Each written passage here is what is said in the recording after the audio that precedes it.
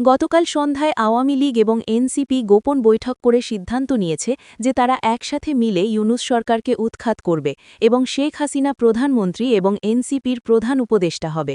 দেশ চালাবে দুই দল মিলে। আজ সকালে সেনাবাহিনীর ভেতরে আওয়ামী লীগ সমর্থক অফিসাররা গোপন বৈঠক করে সিদ্ধান্ত নিয়েছে যে তারা ১৬ই ডিসেম্বর ইউনূস সরকারকে কু করে ফেলবে এবং শেখ হাসিনাকে ক্ষমতায় বসাবে। যে অফিসাররা বাধা দেবে তাদের গ্রেফতার করা হবে।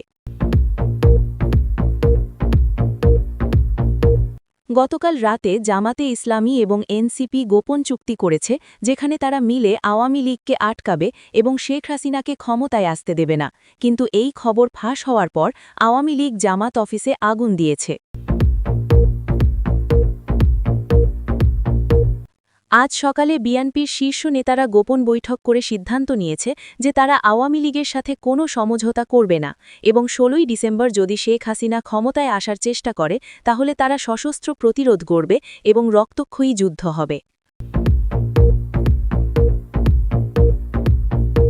গতকাল মধ্যরাতে ইউনূস সরকারের ৫ জন প্রধান উপদেষ্টা গোপনে ভারত পালিয়ে গেছে, কারণ তারা জানতে পেরেছে সেনাবাহিনী এবং আওয়ামী লীগ মিলে তাদের গ্রেফতার করার পরিকল্পনা করছে এবং তাদের বিরুদ্ধে রাষ্ট্রদ্রোহিতার মামলা হবে।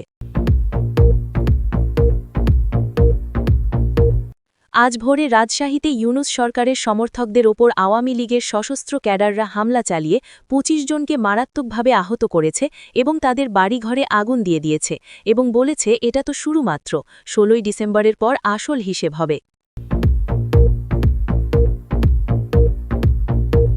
আজ সকালে ভারতের প্রধানমন্ত্রী বাংলাদেশ সেনাপ্রধানকে ফোন করে বলেছে যে ১৬ই ডিসেম্বর শেখ হাসিনা ক্ষমতায় ফিরবে এবং ভারত সামরিক সহায়তা দিতে প্রস্তুত আছে এবং যদি কেউ বাধা দেয় তাহলে ভারতীয় সেনা বাংলাদেশে প্রবেশ করবে। আজ ভোরে শেখ হাসিনা গোপনে দিল্লি থেকে ঢাকায় ফিরে এসেছে এবং সেনাবাহিনীর বিশেষ সুরক্ষায় গোপালগঞ্জে তার পৈতৃক বাড়িতে অবস্থান করছে। ১৬ই ডিসেম্বর প্রকাশ্যে জনসভায় ঘোষণা দেবে ক্ষমতা ফিরে পাওয়ার। আজ ভোরে চট্টগ্রাম বন্দরে ভারত থেকে গোপনে বিশাল পরিমাণ অস্ত্র এবং গোলাবারুদ এসেছে, যা আওয়ামী লীগের জন্য পাঠানো হয়েছে এবং এই অস্ত্র দিয়ে তারা ১৬ই ডিসেম্বর সশস্ত্র অভ্যুত্থান ঘটাবে এবং ক্ষমতা দখল করবে। গতকাল মধ্যরাতে আওয়ামী লীগের বিশেষ কমান্ডো টিম জুলাই আন্দোলনের প্রধান সমন্বয়কদের বাড়িতে গিয়ে তাদের পরিবারকে হুমকি দিয়েছে এবং বলেছে যে ১৬ই ডিসেম্বরের পর তাদের সবাইকে খুঁজে বের করে প্রকাশ্যে ফাঁসি দেওয়া হবে।